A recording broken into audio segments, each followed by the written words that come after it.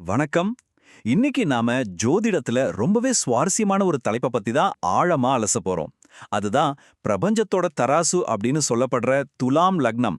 இந்த லக்னத்துல பிறந்தவங்களோட ஆழமான ரகசியங்கள், அவங்களோட வாழ்க்கை பயணம் எப்படி இருக்குன்னு முழுமையா தெரிஞ்சுக்கலாம் வாங்க.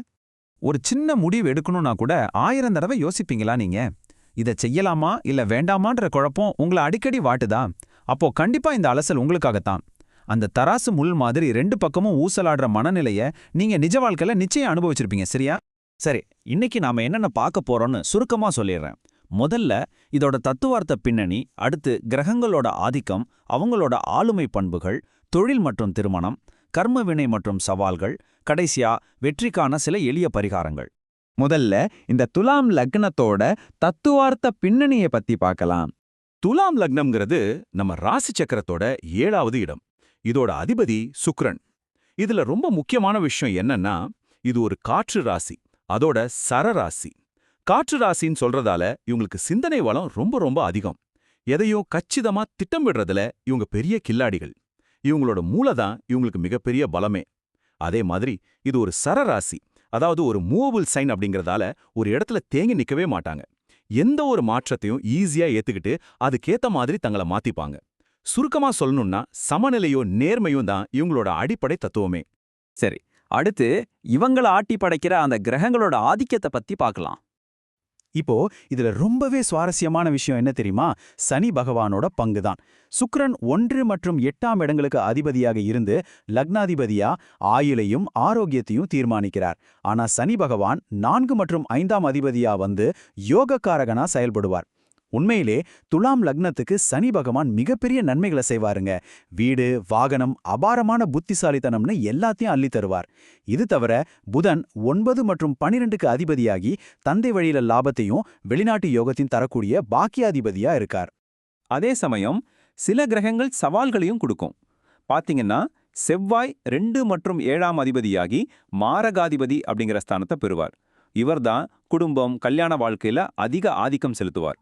அடுத்து குரு பகவான் 3 மற்றும் 6ஆம் இடங்களுக்கு அதிபதியாகி பாவி கிரகமா செயல்படுவார். இவரால அதிக முயற்சிகளும் சில தடைகளும் வரலாம். குறிப்பா சொல்லணும்னா குரு தசை இவங்களுக்கு கொஞ்சம் சவாலான காலகட்டமாவே இருக்கும்.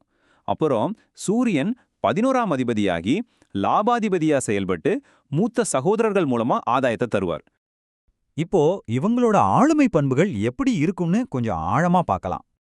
இவங்களோட அடிப்படை குணநலங்களை பார்த்தீங்கன்னா, முதல்ல இவங்க ஒரு சிறந்த ராஜதந்திரி, அதாவது டிப்ளமேட். எங்கும் எதிலும் சண்டை போடுறத விரும்பவே மாட்டாங்க. 2 தரப்பையும் பேசி சமாதானம் பண்றதுல இவங்கள மிஞ்ச ஆளே கிடையாது. 2வது கலை மற்றும் ரசனை. சுக்கிரன் தான் லக்னாதிபதிங்கிறதால இவங்க உடுத்துற உடை முதல் வீட்டை வச்சிருக்கிற விதம் வரைக்கும் எல்லாமே அவ்வளோ ரசனையா இருக்கும். கொஞ்சம் அழுக்கான இடத்தையோ கலைஞ்சு கிடக்கிற சூழலையோ இவங்களால சகிச்சிக்கவே முடியாது. 3வது முடிவெடுக்கிறதுல ஒரு பெரிய ஊசலாட்டம். இவ்வளவு துல்லியமான ரசனை கொண்ட இவங்க ஒரு சின்ன முடிவெடுக்கிறதுக்கு முன்னாடி 1000 தடவை தடுமாறுவாங்க. அந்த தராசு முள் மாதிரி இதை செய்யலாமா வேண்டாமாங்கிற தவிப்பு இவங்ககிட்ட எப்பவுமே இருக்கும். அடுத்து தொழில் மற்றும் கல்யாண வாழ்க்கை எப்படி இருக்கும்னு தெரிஞ்சுக்கலாம். தொழில் ஸ்தானமான 10ஆம் இடம் கடகம், அதோட அதிபதி சந்திரன். அப்போ இவங்களுக்கு எந்த மாதிரி துறைகள் சிறப்பா இருக்கும்? முதல்ல பப்ளிக் ரிலேஷன்ஸ். மக்கள் மத்தியில செல்வாக்கு பெறுற வேலைகள்ல இவங்க ரொம்ப நல்லா பிரகாசிப்பாங்க. வியாபாரத்தை பொறுத்த வரைக்கும் கூட்டு வியாபாரம், அதாவது பார்ட்னர்ஷிப் பிசினஸ் இவங்களுக்கு சிறப்பான பலன்களை தரும். அது மட்டும் இல்லாம இவங்க கிட்ட இயற்கையாவே இருக்கிற அந்த நேர்மை குணம் இவங்கள நீதித்துறையை நோக்கி இருக்கும். தராசு சின்னம் இல்லையா? அதனாலேயே இவங்க சிறந்த வக்கீல்களாகவோ அல்லது நீதிபதிகளாகவோ வர்றதுக்கு அதிக வாய்ப்புகள் இருக்கு. இந்த விஷயம்தான் உண்மையிலே ரொம்ப இன்ட்ரெஸ்டிங். இவங்களோட திருமண வாழ்க்கையில இருக்கிற முரண்பாடுகளை இது மிகச்சிறப்பா விளக்குது. துலாம் லக்னக்காரங்க இயல்பிலேயே ரொம்ப ரொம்ப மென்மையானவங்க, அது சுக்கிரனோட ஆதிக்கம். ஆனா இவங்களோட 7ஆம் இடம் மேஷம். மேஷத்தோட அதிபதி செவ்வாய்.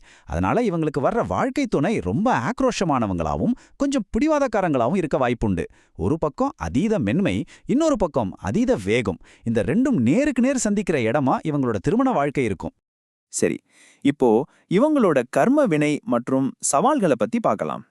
எப்பவுமே ரொம்ப நேர்த்தியா சமாதானத்தை விரும்புற இந்த ராஜதந்திரிகளுக்குள்ள ஒழிஞ்சிருக்கிற ரகசியங்கள் என்னென்னு நீங்க என்னைக்காவது யோசிச்சிருக்கீங்களா? வெளியே தெரியாத இவங்களோட பலவீனங்கள் என்னவா இருக்கும்? இவங்களோட இருண்ட பக்கங்கள், அதாவது ஷேடோ சைடுன்னு பாத்தீங்கன்னா, முதல்ல மத்தவங்கள திருப்திப்படுத்துறது.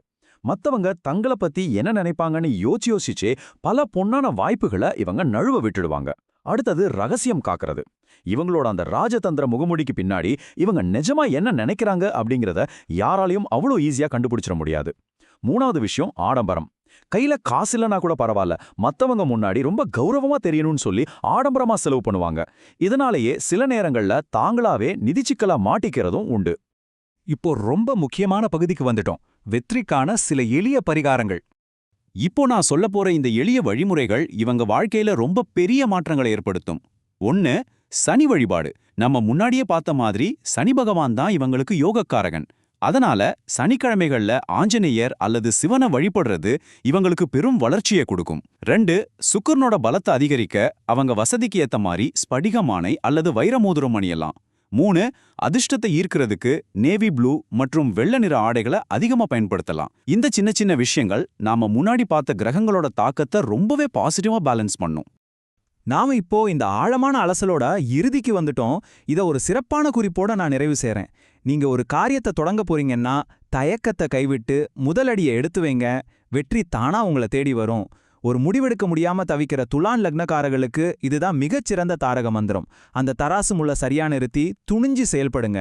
இந்த அலசல் உங்களுக்கு ரொம்பவே பயனுள்ளதா இருந்திருக்கும் நம்புறேன். மீண்டும் ஒரு சுவாரஸ்யமான தலைப்போட உங்களை சந்திக்கிறேன்.